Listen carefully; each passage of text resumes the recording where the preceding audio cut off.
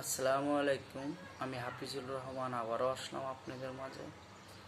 সেটা হচ্ছে, আপনারা যারা গার্মেন্টসে লাইনশিপ বা এফএম এর পদে আছেন তাদের উদ্দেশ্যে কথাগুলো। সেটা হচ্ছে, আপনারা একটা জিনিস মাথায় রাখবেন, 100 জনের অভিভাবক হলে আপনি লাইনশিপ, 1000 জনের অভিভাবক আপনি এপিএম।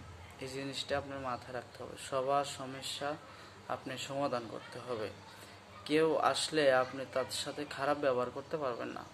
এতে আপনি হেল্পার আসুক বা অপারেটর আসুক, আপনি দেখা গেল একটা অপারেটরের সাথে ভালো আচরণ করলেন, একটা হেল্পার একটা সমস্যা নিয়ে গেল, আপনি পাত্তাই দিলেন না। আসলে করলে এই জিনিসগুলাই আপনি বৈষম্য কারণ হয়ে দাঁড়াবেন।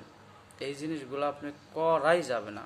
সেটা হচ্ছে, আপনি সবাইকে, সবার যেহেতু গার্জিয়ান সেহেতু আপনি সবার সাথে সবার সমস্যা একরকমভাবে সমাধান করতে হবে।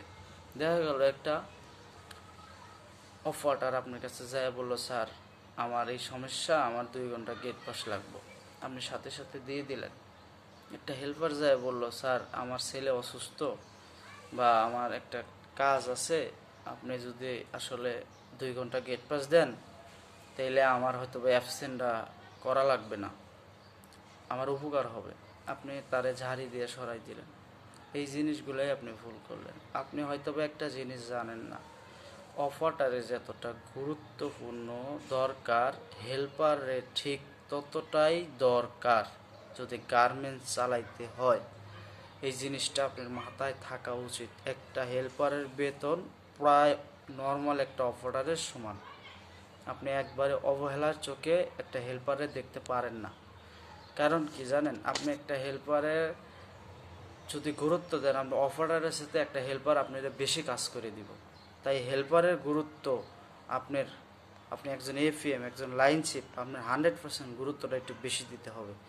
আর পারলে ছুটির পরে 5 মিনিট বা 2 মিনিট হেল্পারদের সাথে আপনারা মিটিং করবেন একটা করে, শুধুমাত্র হেল্পারের সাথে। তাইলে আপনাদের ভালো হবে।